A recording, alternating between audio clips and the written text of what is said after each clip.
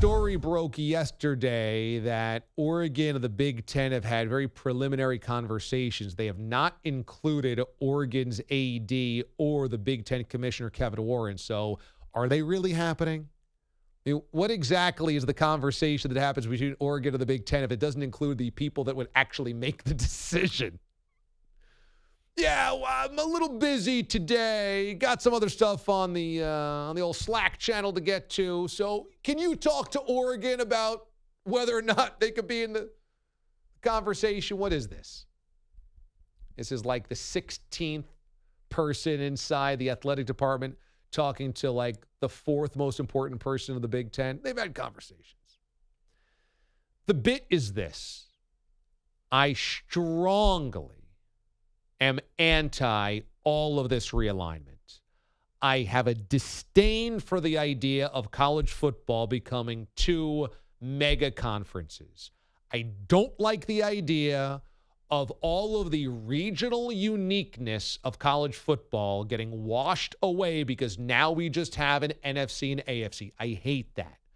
I like college football because it's regionally unique and ridiculous to that area. It matters. College football, college basketball rivalries matter because you play schools that have similar fan bases and alumni and regions of the country. When I went to Syracuse, SU was in the Big East, and we hated UConn, and we hated Georgetown, and we hated Pitt, and we hated Boston College. Why? Because we all had kids in our school that went to those colleges. And when we went to those colleges to call games, or you had those fans come to your college and be fans of the games, or you traveled the road for games, or you just looked at the fans, you said, I hate them because we're so close to them, I can hate them. I can hate them because I've driven by their campus, or I know their alumni, or my friends are like them, or my friends are their fans, or I've got family that are their alumni. And that's where hate comes from. And you know who I don't hate? I don't hate Wake Forest, and I don't hate Georgia Tech, and I don't hate Florida State, and I don't hate NC State. Because when you grow up in New York, nobody you know goes to those schools. The same way none of them hate Syracuse. I don't think there's anybody in Raleigh, North Carolina, or in Tallahassee, Florida, or in Atlanta, Georgia going, God, I hate all those Syracuse fans. It doesn't matter, and I hate that. So I hate all this cross-pollination. I love the regional rivalries. I love that it's regionally unique, and that's why this matters. And when you wash it away, it doesn't matter as much, and I hate it because none of these ADs care about that. They only care about the bottom line. That being said, the Big Ten should want Oregon. The Big Ten should desperately want Oregon because Oregon's interesting. And there's a lot of teams in the Big Ten that are not. The Big Ten is trying to build out its infrastructure, build out its content to now fulfill 3 different windows on a Saturday, 3 different television windows. They got to fulfill the noon window on Fox. They're going to have to fulfill the 3:30 window on CBS. That's good. The CBS game is going to be Big Ten in 2 years, not SEC. They're losing the SEC contract. And the late window at NBC. I'm sorry, but once you get past, and no offense, but once you get past Michigan, Ohio State, Penn State, and if USC gets good, we're looking at hoping Wisconsin's good, hoping Iowa's good, hoping UCLA is good, hoping Michigan State stays good. And if you hit 2 of those, all right, you have 5 or 6 interesting teams in the conference. If you don't, you got 4 teams that are interesting in the conference. Well, that's not a lot of interesting teams and interesting matchups for 3 nationally televised weeks or 3 nationally televised windows every week the entire season. No offense, but Rutgers isn't interesting. Purdue isn't interesting. Illinois isn't interesting. Northwestern isn't interesting. Maryland's not interesting. Nebraska's not interesting. Go down the list. Minnesota's not interesting. That's most of the conference. I mean, that's half of the conference that nobody would care about. Purdue's not interesting. It's just not. So it's nice every so often when you slide one of those games in, but think about the CBS on SEC or SEC on CBS schedule.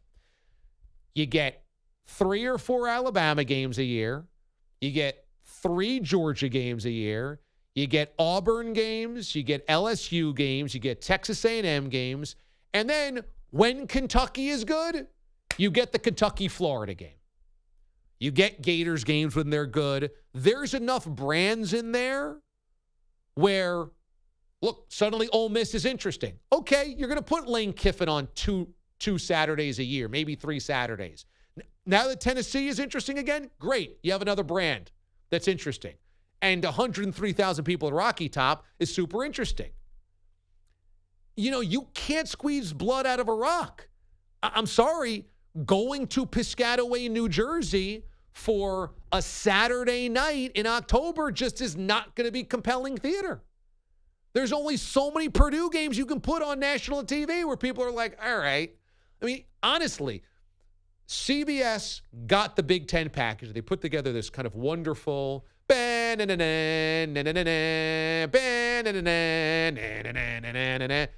they said, you know, here comes the Big Ten. And you're watching these highlights and you're like, oh, God. Like, Purdue, Maryland? I've got to get fired up about that? And Purdue's kind of good. You need Oregon. You need that. Because at least Oregon's interesting. I totally get what Kevin Warren has done. And it's a brilliant tactical move. Here's why. The Big Ten went to 3 networks that carry NFL games.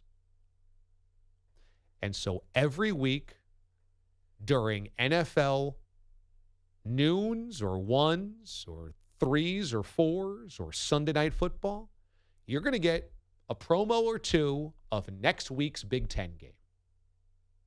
Right? I mean, so you're delivering to football fans, a much larger audience than you usually get, your football product constantly. And you split them up on 3 different networks, and so those networks are now invested in the Big Ten. You just don't have enough content, though. You don't. And look, there's not enough content in the ACC to fill 3 windows a week. There's not enough content in the Pac-12. There's not enough content in the Big 12. There's only enough content in the SEC. That's it. So, yeah, they should bend over backwards for Oregon.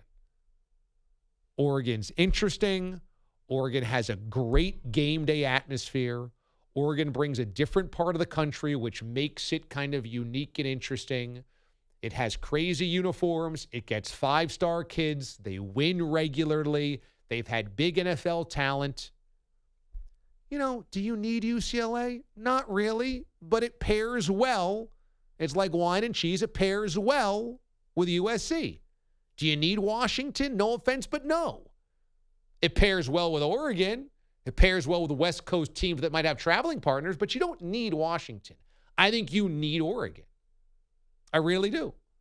There aren't many brands out there that the Big Ten would say you got to have that are not associated with the SEC, but I think Oregon's one of them. So we'll see how it all ends up, but Northwestern Maryland? I do, DA, have to acknowledge, I love this conversation 1 hour after telling us how pumped we should be about Northwestern Nebraska this week and Purdue next Thursday night. Then an hour later going, can you believe they're trying to sell these as big matchups? Well, what was the first one you mentioned? Northwestern Nebraska. The only reason that's interesting is because it's week 0. I agree. Only reason. I agree. It's just funny to hear that. There's only one double Power 5 matchup, right? And that's it. There's only one. The other games only have one Power 5 team. Correct. Yeah. So that's the only, quote, real football, college football game this weekend. That game's not fun in week 6. It ain't fun after this Saturday. No. And then, Purdue? Purdue and Penn State. Penn State. The Joe Buck trade game, yeah. Right, which is, again, you want to watch Penn State, but. Right. You take Purdue in week 1, right? By the way, this was, of that CBS montage, the most alarming part of the whole video everybody got fired up with was seeing a running back from Maryland and a running back for Rutgers running for the end zone. Right. That was like, oh, no, we are going to get that. Yeah, exactly.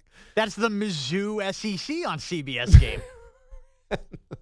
When they try to push Vandy in for one September game. Right. You're like, oh, man, we got Vandy this weekend? Mizzou's playing Arkansas tonight?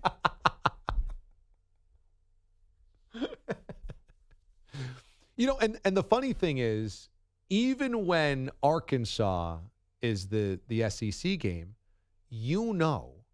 there's 80,000 crazy Arkansas fans that would give up 2 fingers and probably their left foot for the win over Mississippi State. Yes. Or, that it's everything to them. And they're calling pig suey. And I know people hate that it just matters more in the SEC, but I've been to Fayetteville. I've been to a game in Fayetteville. I've been to a game at Rocky Top. I've been to a game at Auburn. I've been to a game at Tuscaloosa, Gainesville, Texas A&M, Baton Rouge, Mizzou.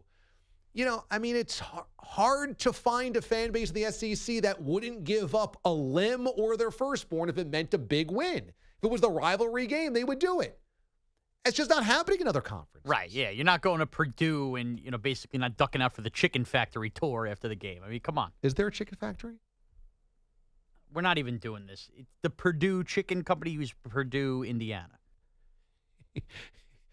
Well, now, Purdue University is spelled Purdue.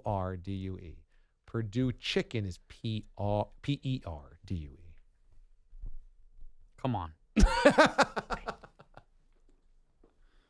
Yeah. Unfortunately, 2 different Purdues. The Bayou Bear told me.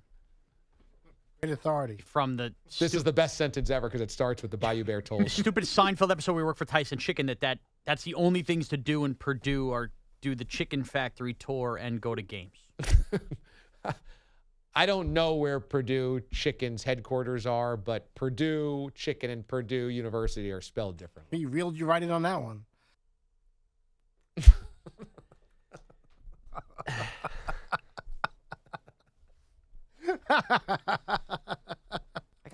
I give up. This isn't a work. I give up. I just think that you're surrounding yourself by people that are either as dumb as you or just trying to troll you, hoping that you say stupid things on the air. But Purdue is such a random thing. Why would there be 2 of them not located in the same place? It's more the latter, I think. I think the Bayou Bear is a good man. You do? Yes, I think it's more the latter. And he's just hoping that he can trick Merez into saying stupid things.